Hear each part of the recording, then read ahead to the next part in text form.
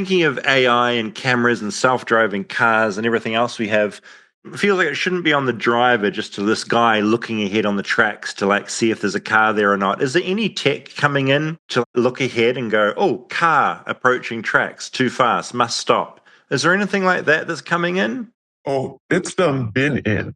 There has been a thing called positive train control for a very long time, and the railroads could retrofit their engines with it. And it would almost be like if you have a very modern car, it'll pump the brakes for you if it senses that you're too close. That technology has been around for locomotive train engines for a very long time, and they just won't spend the money to retrofit them with it.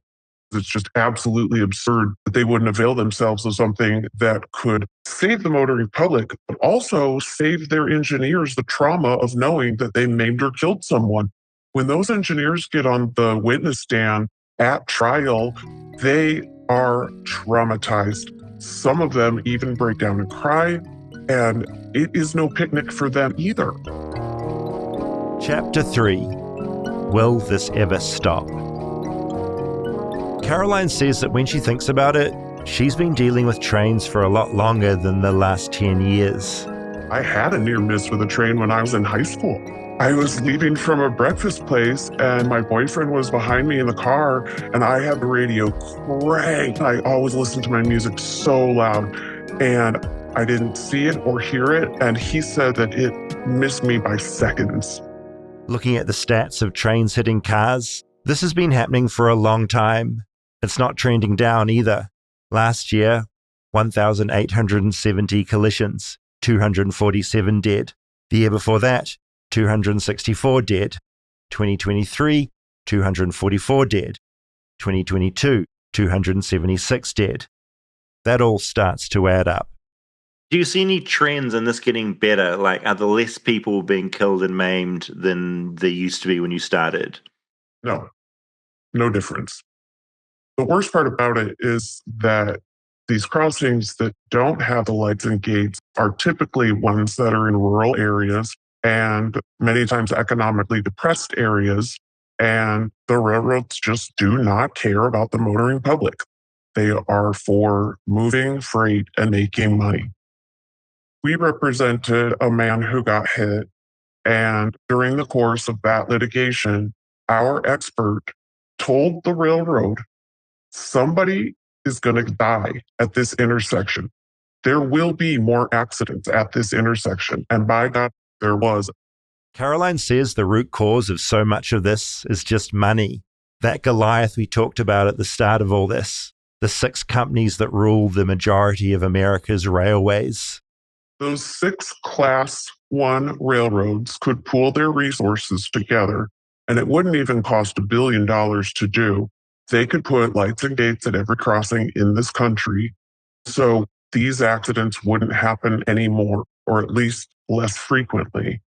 And even with that scenario in mind, she wonders if the greed would still mean more collisions and more deaths anyway. I had a case where this town had lights and gates all throughout the town because every single crossing where it met the road was blocked by buildings and stuff. And so they had to have those arms because people had no chance to see it.